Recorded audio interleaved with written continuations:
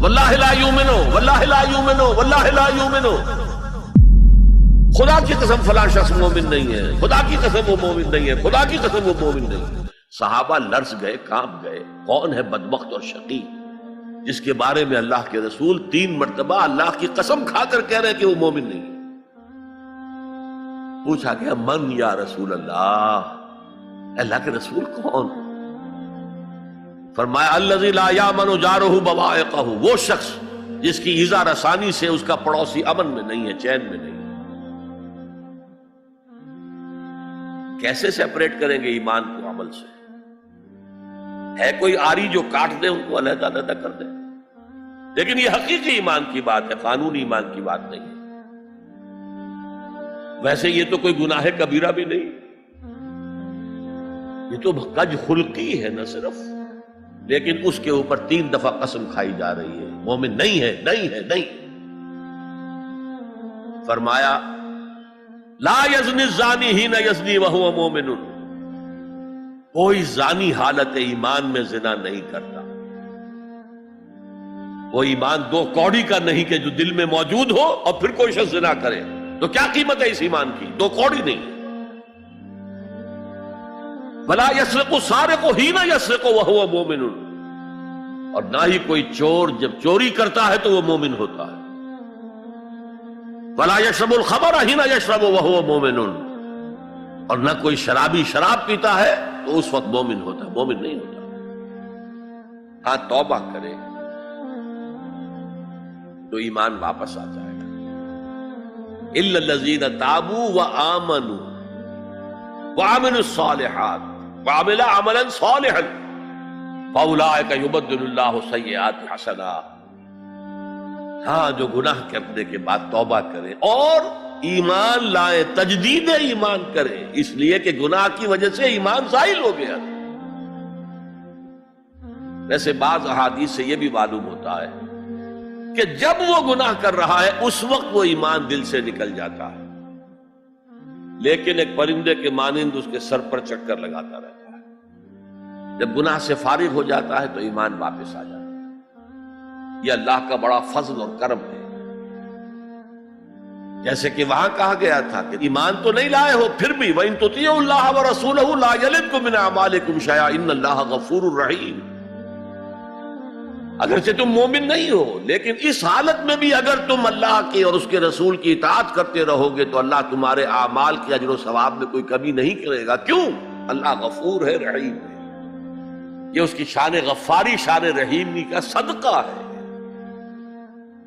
اسی طرح منطق تو یہ چاہتی ہے کہ گناہ کے بعد جب تک توبہ نہ کی جائے ایمان نہ آئے دل میں دوبارہ۔ اور ایک آیت جو میں نے آپ کو سورہ فرقان کی سنائی اس سے بھی یہ متبادر ہوتا ہے، لیکن بعض احادیث سے معلوم ہوتا ہے اور ہمارے ہاں اہل سنت کا عقیدہ یہی ہے کہ جب گناہ سے وہ فارغ ہو جاتا ہے تو ایمان جو ہے پھر دل میں آ جاتا ہے۔ لیکن ایمان اور عمل صالح کا چولی دامن کے ساتھ ہے، آپ علیحدہ نہیں کر سکتے۔ ایک اور حدیث حضرت انس رضی اللہ تعالی عنہ فرماتے ہیں، جو 9 برس تک حضور کے خادم خاص رہے، جو فرماتے ہیں قلما خطبنا رسول اللہ صلی اللہ علیہ وسلم الا قال لا ایمان لمن لا امانۃ له ولا دین لمن لا عہد له۔ شاذ ہی کبھی ایسا ہوا ہوگا کہ حضور نے ہمیں کوئی خطبہ ارشاد فرمایا اور اس میں یہ الفاظ نہیں کہے، گویا کہ ہمیشہ اپنے خطبے میں یہ حدیث بیان کرتے تھے آپ، جس شخص میں امانت داری کا وصف نہیں ہے اس کا کوئی ایمان نہیں، کیٹیگوریکل سٹیٹمنٹ ہے، کوئی ایمان نہیں۔ اور جس شخص میں ایفائے عہد کا مادہ نہیں اس کا کوئی دین نہیں۔ دین تو نام ہے، آپ عہد کرتے ہیں اللہ سے ایاک نعبد و ایاک نستعین، اے اللہ ہم تیری ہی بندگی کرتے ہیں اور کرتے رہیں گے، اور اے اللہ ہم تجھ ہی سے مدد مانگتے ہیں اور مانگتے رہیں گے۔ جو شخص چھوٹی چھوٹی باتوں میں وعدہ خلافی کرے وہ اتنے بڑے وعدے کو نبھائے گا جو پوری زندگی کے اوپر حاوی ہے۔ یہ نوٹ کر لیجئے لیگل لیول پر، لیگل ایمان کے لیول پر ایمان علیحدہ عمل علیحدہ، حقیقی لیول پر، قلبی ایمان والے لیول پر ایمان اور عمل صالح گتھے ہوئے ہیں، چولی دامن کا ساتھ ہے، ان کو ایک دوسرے سے جدا کرنا مشکل۔ اب آئیے تیسری شرط، وَتَوَاصَوْا بِالْحَقِّ، انہوں نے آپس میں یا بہت زیادہ شدت کے ساتھ، باب تفاعل کے اندر دو خواص ہیں، مل جل کر کوئی کام کرنا یا مبالغہ ہوتا ہے، بہت شدت سے وہ کام کرنا۔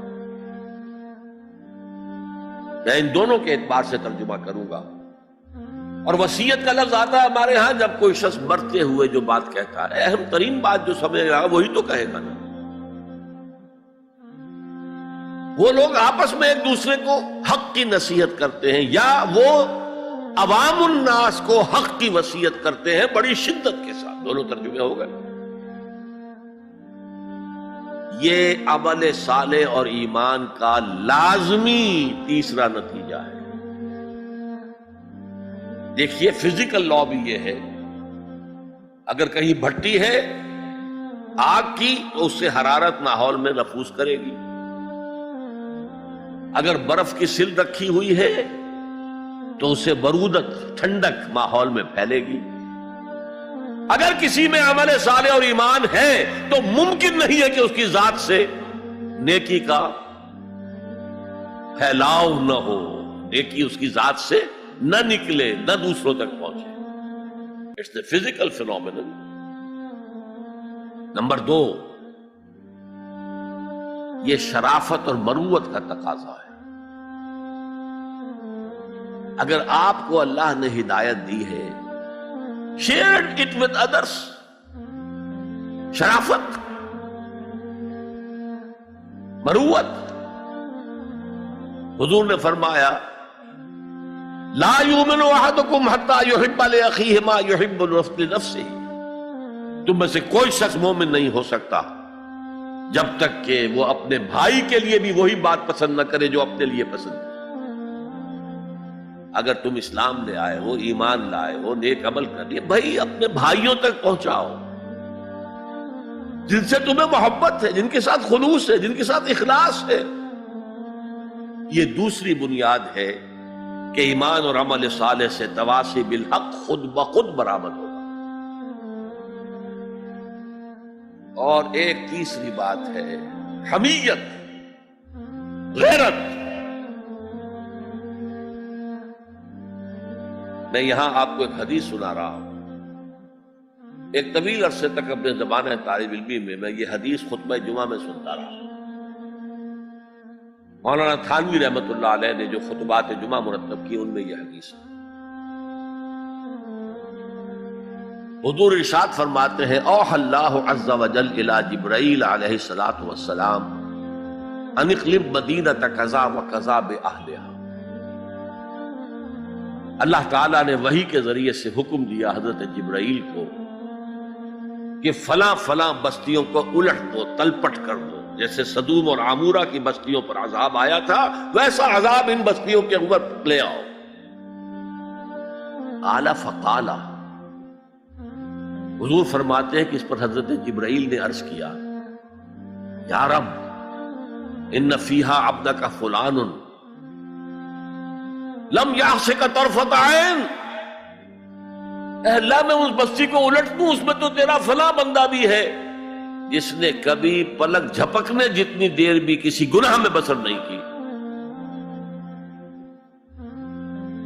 اب آپ کسی آدمی کی نیکی کا تصور کیجئے، یہ گواہی دینے والے کوئی کرائے کے گواہ نہیں ہے جو عدالتوں میں پھرتے رہتے ہیں جو چاہو گواہی دلوا لو، اتنے پیسے چاہیے۔ جبرائیل ہے، اور کس کی جناب میں کہہ رہے ہیں جہاں ابو جہل بھی جھوٹ نہیں بول سکے گا۔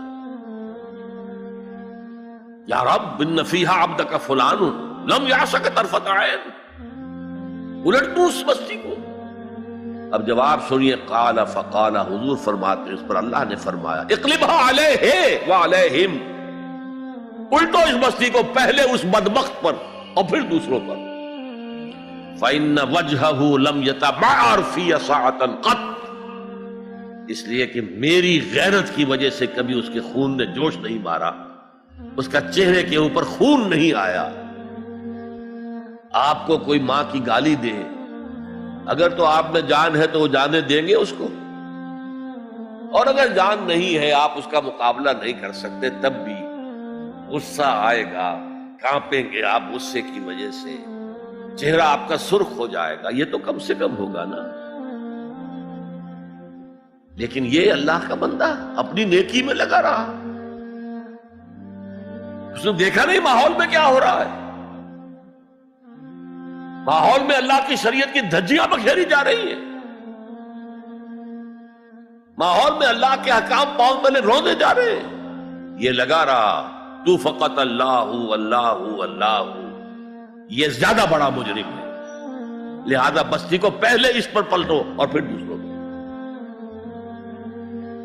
یہ ہے تعلق تواصی بالحق کا ایمان اور عمل صالح کے ساتھ۔